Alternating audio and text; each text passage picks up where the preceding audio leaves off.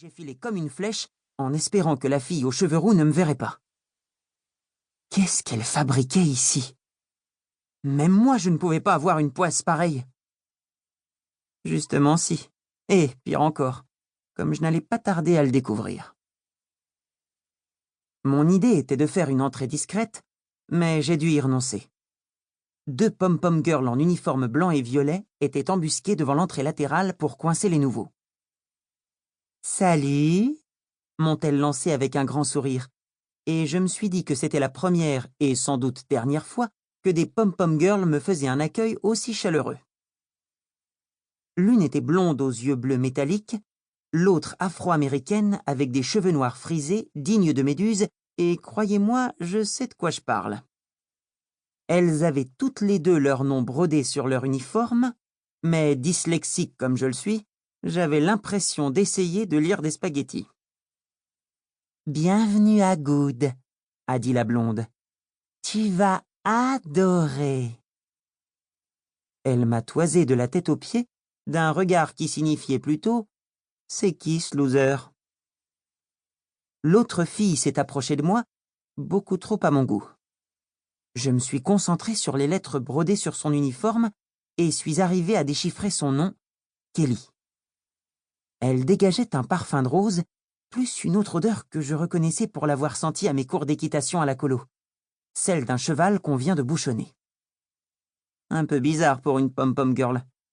Enfin, peut-être qu'elle avait un cheval après tout. Elle était si près de moi que j'ai eu l'impression qu'elle voulait me pousser au bas des marches.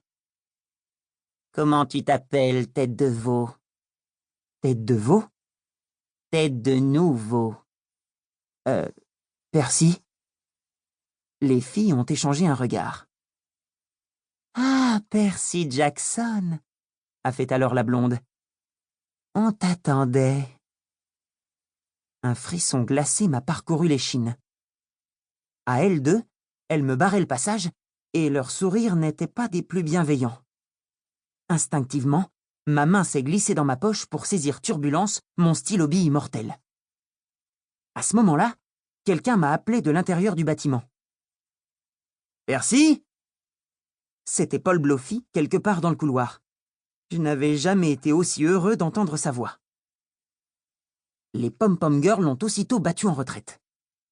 Je me suis rué à l'intérieur et, dans ma hâte, j'ai bousculé Kelly sans le vouloir. « Clang !» a fait mon genou contre sa cuisse. Celle-ci sonnait creux, avec un tintement métallique comme un mât de drapeau. « Aïe !»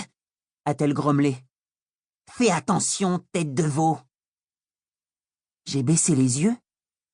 Sa jambe avait l'air parfaitement normale. Trop horrifié pour poser des questions, je me suis engouffré dans le couloir sous les ricadements des pom-pom girls. « Te voilà !» s'est écrié Paul. « Bienvenue à Good !»« Salut, Paul, Monsieur Bloffy. » J'ai jeté un coup d'œil en arrière, mais les pom-pom girls bizarres avaient disparu. « Percy ? On dirait que tu as vu un fantôme. » Paul m'a donné une petite tape dans le dos. « Écoute, je sais que tu es inquiet, » m'a-t-il dit. « Mais rassure-toi, nous avons beaucoup d'élèves qui souffrent de dyslexie, de déficit de l'attention et d'hyperactivité. Les profs savent comment les aider. » J'en aurais presque ri. Si seulement la dyslexie et le TDAH, trouble déficit de l'attention-hyperactivité, étaient mes seuls soucis. Paul avait de bonnes intentions, je le savais. Mais si je lui révélais la vérité à mon sujet, soit il me prendrait pour un fou, soit il partirait en hurlant. Ces pom-pom girls, par exemple. Mon intuition me disait qu'elles allaient me causer des ennuis. J'ai tourné la tête vers le bout du couloir, et je me suis alors souvenu que j'avais un autre problème. La rousse que j'avais vue sur le perron de l'école venait d'entrer dans le vestibule principal. « Faites qu'elle ne me remarque pas », ai-je prié. Elle m'a remarqué, et elle a écarquillé les yeux. « C'est où l'orientation ?» ai-je demandé à Paul. « Au gymnase, par là, mais... » « Merci. »« Merci !» a lancé Paul dans mon dos, car je courais déjà. J'ai cru que je l'avais semé.